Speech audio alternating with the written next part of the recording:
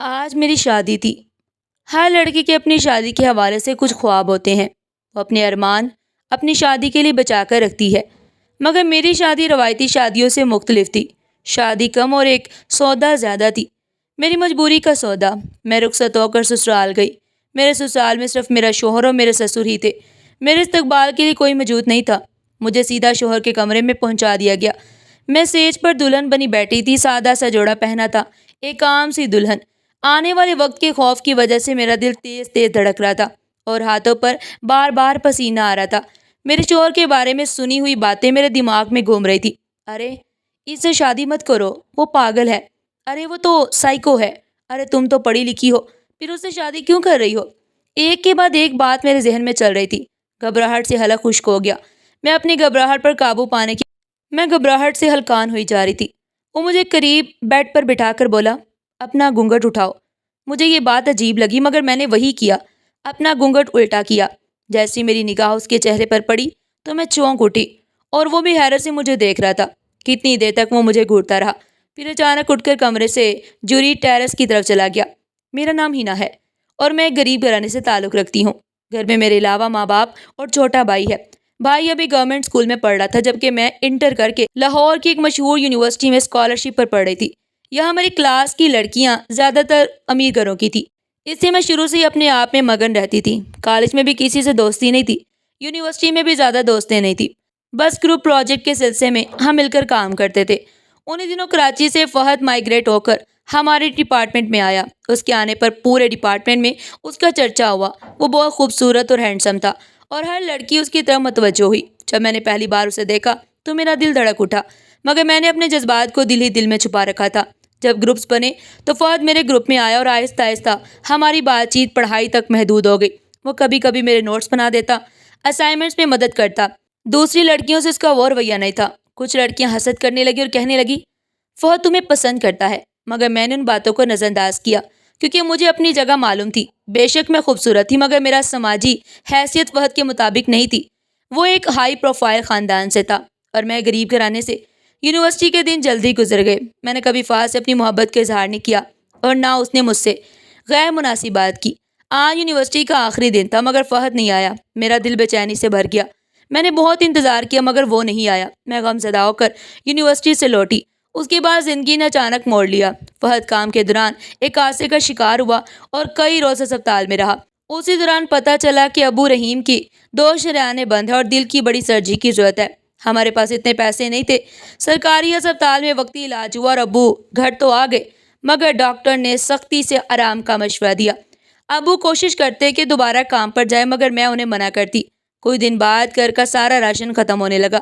کرائے کا گھر تبدیل کرنا پڑا اور ہم نے چھوٹا سا مکان لیا۔ ماں زہرا کے پریشان چہرے کو دیکھ کر میرا دل مچل جاتا۔ چھوٹا بھائی عثمان ابھی پڑھ رہا تھا، اسے مجھے ہی باہر کا کام کرنا پڑا۔ شروع میں ابو نے ریڑھی سیٹ کر کے سبزی بیچنا شروع کی، مگر پیسے بہت کم آتے تھے اور ابو کے علاج کی رقم بالکل ناکافی تھی۔ میں نے فیصلہ کیا کہ کسی ادارے میں نوکری تلاش کروں گی۔ ماں نے منع کیا، مگر میں ڈٹی رہی۔ ابو کی اجازت ملنے پر میں نے روز نامے اور اشتہارات کے ذریعے ملازمت کے لیے درخواستیں دی۔ 1 مہینے تک کوشش کے باوجود نوکری نہیں ملی۔ انٹرویوز میں جانے کے بعد بھی ایسا محسوس ہوتا تھا کہ پہلے سے سلیکشن ہو چکی اور انٹرویو بس ایک رسم رہ گیا تھا۔ پھر ایک کمپنی میں مجھے نوکری مل گئی۔ تنخواہ مناسب نہیں، مگر اچھی تھی۔ میں خوشی سے شامل ہو گئی۔ چند دن کام کرنے کے بعد دفتر کے مالک نذیر صاحب نے مجھے اپنے کمرے میں بلایا اور کہا کہ تمہاری قابلیت کے مطابق تمہاری تنخواہ بڑھ سکتی ہے، مگر شرط یہ ہے کہ تم مجھ سے تعاون کرو۔ پہلی بات سن کر میرا خون کھول گیا۔ میں غصے سے کھڑی ہو گئی اور کہا، تم جیسے لوگ ہی لڑکیوں کو گھر سے باہر نکلنے سے ڈراتے ہیں۔ میں تم پر لعنت بھیجتی ہوں اور تمہارے اس رویے کی مخالفت کرتی ہوں۔ میں تم پر اور تمہارے کام پر لعنت بھیجتی ہوں۔ میں غصے سے دفتر سے باہر نکل آئی۔ پیچھے سے وہ کمینہ باس مجھے آوازیں دیتا رہ گیا۔ میری آنکھوں سے آنسو بہ رہے تھے۔ مجھے اپنا آپ اتنا بے بس اور بے مول لگ رہا تھا جیسے اس دنیا میں مجبور لوگوں کے لیے کوئی جگہ ہی نہ ہو۔ میں کتنی دیر تک یوں ہی سڑک کنارے چلتی رہی، لیکن آخر کب تک؟ گھر جانا ہی تھا نا۔ گھر پہنچی تو امی نے دیکھتے ہی پوچھا، کیا ہوا اینا؟ تم اتنی پریشان کیوں ہو؟ میں نے امی کو ساری بات سچ سچ بتا دی۔ امی نے مجھے گلے لگا لی اور کہنے لگی، بیٹا اب تم گھر سے اکیلی نہیں نکلو گی۔ دنیا میں ایسے بہت سے بھیڑیے ہیں جو تمہارے راستے میں آئیں گے، لیکن تمہیں ہمت اور سمجھداری سے کام لینا ہوگا۔ امی کی باتوں سے میں کافی حد تک سنبھل گئی۔ اگلے دن میں نے ایک نئے حوصلے کے ساتھ نوکری کی تلاش شروع کی اور کچھ ہی دنوں میں میری قسمت نے میرا ساتھ دیا۔ مجھے نور انٹرپرائز میں نوکری مل گئی۔ یہ نوکری پچھلے سے بہتر تھی، تنخواہ بھی زیادہ تھی اور سہولت بھی اچھی تھی۔ یہاں آ کے مجھے کچھ سکون ملا اور زندگی ذرا سی آسان محسوس ہونے لگی۔ یہاں کام کرتے ہوئے مجھے 3 مہینے ہو گئے تھے۔ دفتر کا ماحول بہت اچھا تھا۔ میں نے اب تک صرف کمپنی کے ہیڈ نذیر صاحب کو دیکھا تھا، لیکن ان کے بیٹے فہد کے بارے میں طرح طرح کی باتیں سن رکھی تھی۔ کوئی کہتا وہ پاگل ہے، کوئی کہتا دیوانہ ہے، کوئی اسے سائیکو کہتا، مگر میں نے اسے کبھی دیکھا نہیں تھا اور نہ ہی اس کے بارے میں زیادہ سوچا۔ پھر ایک دن نذیر صاحب نے کمپنی کی 5 خواتین ورکرز کو اپنے آفس میں بلا لیا اور ایک عجیب اعلان کیا۔ انہوں نے کہا کہ جو لڑکی میرے بیٹے سے شادی کرے گی اور اس کے ساتھ پورے 24 گھنٹے گزارے گی، میں اسے بہت بڑی رقم انعام کے طور پر دوں گا۔ مجھے ان کی بات بہت بری لگی۔ نہ جانے ان کے بیٹے میں کیا مسئلہ تھا کہ وہ اس طرح کا اعلان کر رہے تھے، مگر یہ بات کمپنی میں عام ہو گئی۔ کوئی بھی لڑکی ان کے بیٹے سے شادی کے لیے تیار نہیں ہوئی۔ میں بار بار یہی سوچتی رہی کہ اتنی بڑی رقم کیوں دی جا رہی ہے۔ پھر دل میں خیال آیا کہ اگر میں یہ رقم اٹھا لوں تو ابو کا علاج ہو سکتا ہے، ان پیسوں سے ہماری زندگی بدل سکتی ہے۔ آخر یہ کوئی اصلی شادی تو نہیں، صرف ایک سودا ہی تو ہے۔ میں نے بہت سوچا، مگر دل اور دماغ کی جنگ میں آخرکار دل جیت گیا۔ میں نے نذیر صاحب کو ہاں کر دی۔ میری بات سن کر وہ بہت خوش ہوئے اور اسی جمعے کو نکاح کی تاریخ طے کر دی۔ انہوں نے خود گھر آ کر امی ابو سے بات کی۔ امی کو یقین ہی نہیں آیا، وہ مجھ سے سخت ناراض ہو گئی۔ ابو بھی حیران رہ گئے۔ دونوں نے مجھے سمجھانے کی بہت کوشش کی، مگر میں ضد پر اٹی رہی۔ مجھے صرف ابو کے علاج کا خیال تھا۔ مجھے نہ دولت کی خواہش تھی، نہ کسی خوابوں کی شادی کا شوق، بس ابو کی زندگی بچانا چاہتی تھی۔ امی ابو 2 دن تک مجھ سے بات نہیں کرتے رہے، مگر پھر مجھے سمجھانے بیٹھے، مگر میں فیصلہ کر چکی تھی۔ اور پھر نکاح کا دن آ گیا۔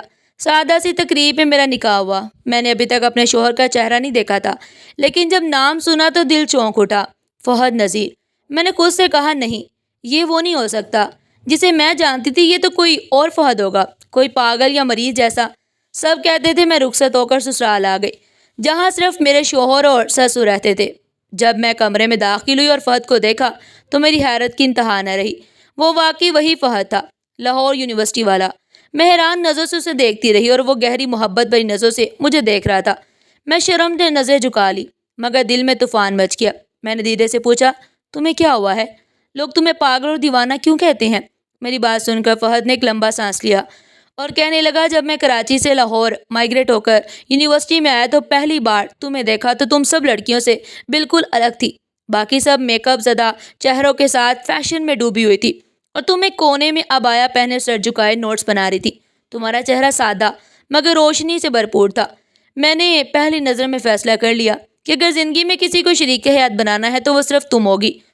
مگر اسی وقت پاپا نے مجھ پر شادی کا دباؤ ڈالنا شروع کیا۔ میں نے ان سے تمہارا ذکر کیا، مگر انہوں نے تمہارا نام سنتے ہی انکار کر دیا، کیونکہ تم غریب گھرانے سے تھی اور وہ چاہتے تھے کہ میرا رشتہ کسی بزنس کلاس فیملی میں ہو تاکہ بزنس کو فائدہ ہو۔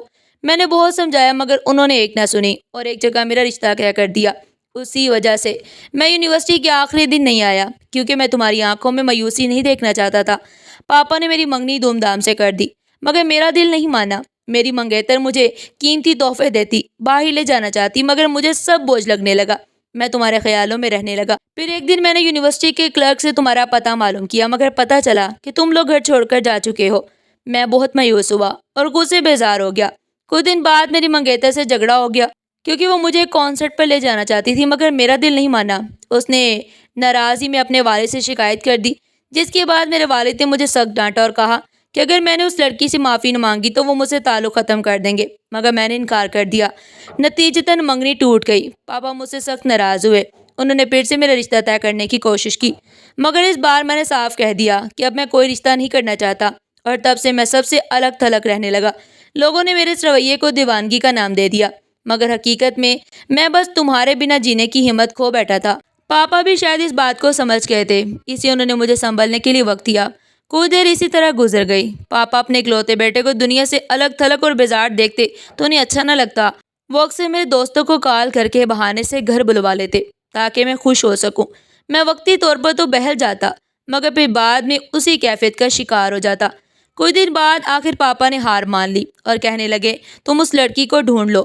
اگر تم 1 مہینے کے اندر اندر اسے ڈھونڈنے میں کامیاب ہو گئے تو میں تمہاری شادی اس کے ساتھ کروا دوں گا، ورنہ پھر تمہیں میری بتائی ہوئی لڑکی سے ہی شادی کرنا پڑے گی۔ میں نے پاپا کی شرط مان لی۔ تمہیں بہت ڈھونڈا، تمہارے پرانے گھر بھی گیا، وہاں سے تمہارا نیا پتہ لیا، لیکن انہوں نے جو پتہ دیا وہ غلط نکلا۔ تمہارے ابو کے بارے میں مجھے کچھ علم نہیں تھا، اس سے کچھ پوچھ گچھ کرتا 1 مہینے گزر گیا، مگر تمہاری کوئی خبر نہ ملی۔ میرے پاس تمہاری کوئی تصویر بھی نہیں تھی اور نہ ہی تمہارے کسی سے کوئی دوستی تھی جس سے تمہارے بارے میں کچھ پوچھ سکتا۔ جیسے ہی مہینہ ختم ہوا، پاپا نے مجھ سے تمہارا پوچھا تو میں نے ہارے ہوئے انداز میں کہا کہ وہ جس لڑکی کا کہہ رہے تھے اسی سے میری شادی کر دیں، میں تیار ہوں۔ پاپا جیسے خوشی سے بے قابو ہو گئے اور اگلے ہی دن کہا کہ میں نے تمہارا نکاح طے کر دیا ہے، جمعے کو تیار رہنا۔ میں نے ان سے لڑکی کے بارے میں کچھ بھی دریافت نہیں کیا، تم نہیں ہو تو کوئی اور ہی صحیح، کیا فرق پڑتا ہے۔ جمعے کو نکاح کے وقت تیار ہو گیا۔ نکاح کے دوران تمہارا نام سن کر چونکا ضرور، لیکن سوچا کہ نہ جانے تمہارے نام کی دنیا میں کتنی ہی ہوں گی، یہی سوچ کر خاموش رہا، اور پھر جب تمہیں اپنے کمرے میں دیکھا تو حیران رہ گیا۔ شاید قدرت نے ہمارا ملنا لکھا تھا، ہمارا نصیب اسی طرح جڑنا تھا، اور دیکھ لو آج ہم ایک ہیں۔ فہد یہ کہتے ہوئے میرا ہاتھ تھام کر مسکرایا۔ میں نے بھی اس کے ہاتھ پر ہاتھ رکھ دیا۔ میں اور فہد بہت خوش باش انداز میں اپنے کمرے سے باہر نکلے اور جا کر پاپا سے ملے۔ پاپا ہمیں ایک ساتھ خوش دیکھ کر بہت حیران ہوئے، پھر ہم دونوں کو گلے لگا لیا۔ ان کی آنکھیں بھیگ گئی، شاید وہ بھی فہد کی اس حالت کی وجہ سے بہت پریشان تھے، اور اب اسے خوش دیکھ کر مطمئن ہو گئے۔ ہم سب نے مل کر ناشتہ کیا۔ ناشتہ کرتے ہوئے فہد ہر چیز اٹھا کر مجھے پیش کر رہا تھا، مجھے بہت اچھا لگ رہا تھا، اور پاپا حیرانی سے فہد کی اس انداز کو دیکھ رہے تھے۔ صرف میں اور فہد یہ حقیقت سے واقف تھے، ہم نے پاپا کو اس بارے میں کچھ نہیں بتایا۔ میں نے اور فہد نے ایک دوسرے سے وعدہ کیا تھا کہ بات ہم کبھی کسی کو نہیں بتائیں گے۔ ہم پہلے سے ایک دوسرے کو پسند کرتے تھے، اور میں وہی لڑکی تھی جس سے فہد شادی کرنا چاہتا تھا۔ پاپا کو بھی حقیقت کا پتہ نہیں تھا، اس لیے وہ ہمیں خوش دیکھ کر بہت مطمئن تھے۔ فہد پاپا سے کہنے لگا، پاپا میں آپ کا شکریہ ادا کرنا چاہتا ہوں کہ آپ نے ہینا کو میری زندگی کا ساتھی چنا، اس سے بہتر لڑکی میرے لیے کوئی ہو ہی نہیں سکتی تھی۔ یہ کہتے ہوئے اٹھا اور پاپا کے گلے لگ گیا۔ پاپا کی آنکھیں پھر بھیگ گئی، وہ کافی دیر تک فہد کو اپنے سینے سے لگائے کھڑے رہے۔ ہماری شادی کو تقریباً 1 مہینہ ہو گیا تھا۔ ایک دن بیٹھے بیٹھے مجھے فہد کی امی کا خیال آیا، تو میں نے پوچھ لیا، فہد آپ کی ماما کہاں ہے؟ میں نے کبھی ان کے بارے میں نہیں سنا، نہ ہی کبھی ان کی کوئی تصویر دیکھی، یہاں تک کہ گھر میں بھی ان کی کوئی تصویر نہیں، جبکہ آپ کے بچپن کی تصویریں اور پاپا کی مختلف ممالک کی سیر کی تصویریں گھر میں جگہ جگہ لگی ہیں۔ میری بات سن کر فہد مسکرا کر بولا، چلو آج تمہیں یہ سچ بھی بتا دیتا ہوں، میری ماما اور پاپا کی شادی دراصل ایک شادی نہیں تھی، بلکہ 2 خاندانوں کا کاروبار بڑھانے اور ایک دوسرے کا اسٹیٹس اونچا کرنے کا معاہدہ تھی۔ ماما اپنی سوشل لائف میں زیادہ تر مصروف رہتی تھی، پارٹیوں میں جاتی تھی، اور پاپا ہر وقت اپنے بزنس میں لگے رہتے۔ دونوں کا رشتہ تو تھا، مگر ان کے درمیان محبت نہیں تھی۔ انہی دنوں نہ چاہتے ہوئے بھی میں پیدا ہو گیا۔ ماما کو بچے نہیں چاہیے تھے، وہ اپنے پیروں میں کسی قسم کی زنجیریں نہیں ڈالنا چاہتی تھی، مگر قدرت کو، قسمت کو کچھ اور ہی منظور تھا، اور میں اس دنیا میں آ گیا۔ میرے پیدا ہونے کے کچھ عرصہ تک ماما اور پاپا کا تعلق کچھ بہتر رہا، مگر پھر جھگڑے شروع ہو گئے۔ ماما کو اعتراض ہوتا کہ پاپا انہیں وقت نہیں دیتے، اور پاپا کو شکایت ہوتی کہ ماما ہمیشہ گھر سے باہر رہتی ہیں۔ رفتہ رفتہ ان کے جھگڑے بڑھتے گئے۔ انہی دنوں ماما کے ایک کم عمر لڑکے سے تعلقات کی خبریں سننے میں آئیں، وہ اس کے ساتھ اکثر دیکھی جاتی تھی۔ پاپا کو گرچہ بزنس سے فرصت نہیں تھی، مگر کوئی نہ کوئی انہیں ماما کے بارے میں بتا دیتا۔ جب بھی انہیں کچھ پتہ چلتا وہ نشے کی حالت میں گھر آتے، ماما کو گالیاں دیتے، کبھی ہاتھ اٹھانے کی کوشش بھی کرتے، مگر یا تو وہ نشے میں ہوتے یا دادی انہیں روک دیتی۔ پھر ایک دن ماما نے طلاق کا کیس دائر کر دیا۔ جیسے ہی پاپا کو نوٹس ملا، وہ بھاگے بھاگے ماما کے پاس گئے اور منتیں کرنے لگے، کیونکہ بزنس میں 50% شیئر ماما کے نام پر تھا، اگر وہ الگ ہو جاتی تو آدھا بزنس ختم ہو جاتا۔ پاپا نے ماما کو منانے کی بہت کوشش کی، مگر وہ اپنی بات پر ڈٹی رہی۔ ان پر نئے عشق کا خمار سوار تھا، وہ پاپا سے طلاق لے کر دوسری شادی کرنا چاہتی تھی۔ انہیں پتا تھا کہ پاپا انہیں آسانی سے طلاق نہیں دیں گے، اس لیے عدالت کا سہارا لیا۔ پاپا نے بھی تگڑا وکیل کیا، مگر ماما کا وکیل جیت گیا۔ عدالت کی طرف سے ماما کو طلاق مل گئی، اور ساتھ ہی پاپا کو 50% شیئر واپس کرنا پڑا۔ پاپا کو بہت بڑا جھٹکا لگا، انہیں کافی وقت لگا یہ سب کچھ دوبارہ سنبھالنے میں۔ شاید پاپا کو ماما سے محبت تھی، کیونکہ انہوں نے کبھی دوسری شادی نہیں کی۔ پاپا نے غصے میں آ کر گھر سے ماما کی ہر چیز نکال دی، حتیٰ کہ ان کی تصویریں بھی پھینک دی۔ ان جھگڑوں کا اثر مجھ پر بہت گہرا پڑا۔ ماما کی بے وفائی اور روز روز کے جھگڑوں نے مجھے عورت سے بیزار کر دیا۔ میں ایسی زندگی نہیں چاہتا تھا، نہ ہی ایسی عورت جو گھر یا شوہر کی قدر نہ کرے۔ میں چاہتا تھا کہ میری بیوی وہ ہو جو میری محبت کی بھوکی ہو، جو میرے گھر کو گھر بنائے، جو شام کو میرے لوٹنے پر مسکرا کر میرا استقبال کرے۔ میں نے اپنی سوسائٹی میں بہت سی لڑکیاں دیکھی، اچھی بھی لگی مگر وہ سب بھی ماما جیسی تھی۔ میں ان سب سے بیزار ہو گیا اور جب میں مائیگریٹ ہو کر واپس آیا تو مجھے لگا کہ میری تلاش ختم ہو گئی ہے۔ فہد یہ کہتے ہوئے محبت سے میرے کاندھے پر ہاتھ رکھتا ہے۔ میں سرشار ہو کر اس کے سینے سے لگ جاتی ہوں۔ مجھے یقین ہے کہ فہد کی محبت اور ساتھ ہمیشہ کے لیے میرا نصیب ہے۔ ہماری آنے والی زندگی میں اب صرف خوشیاں ہی خوشیاں ہیں۔ ناظرین، آپ کو آج کی ہماری یہ کہانی کیسی لگی؟ کمنٹ سیکشن میں اپنی قیمتی رائے کا اظہار ضرور کیجیے گا، اور اس طرح کی مزید سبق آموز کہانیاں سننے کے لیے ہمارے چینل کو ضرور سبسکرائب کریں۔ کل پھر ملتے ہیں ایک نئی کہانی کے ساتھ، تب تک کے لیے اللہ حافظ۔